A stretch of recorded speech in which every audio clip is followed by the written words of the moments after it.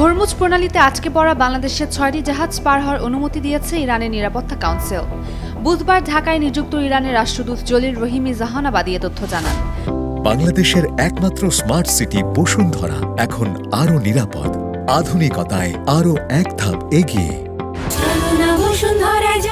মধ্যপ্রাচ্যের সাম্প্রতিক পরিস্থিতি নিয়ে ঢাকায় ইরানের দূতাবাসে আয়োজিত এক সংবাদ সম্মেলনে তিনি কথা বলেন। রাষ্ট্রদূত জহিল রহিমি বলেন, বাংলাদেশের আটকে থাকা ৬টি জাহাজ হরমুজ প্রণালী পার হওয়ার বিষয়ে ইরানের নিরাপত্তা কাউন্সিল অনুমোদন দিয়েছে। এসব জাহাজ নিরাপদ দেশে ফিরিয়ে আনতে ইরান ও বাংলাদেশ যৌথভাবে কাজ শুরু করেছে। এ সময় তিনি আশা প্রকাশ করেন, ইরান ও বাংলাদেশ একে অপরের পাশে থাকবে। যুদ্ধ পরিস্থিতি নিয়ে বাংলাদেশের উদ্বেগ প্রকাশের পাশাপাশি ঘটনার নিন্দা জানানো প্রয়োজন বলেও তিনি উল্লেখ করেন।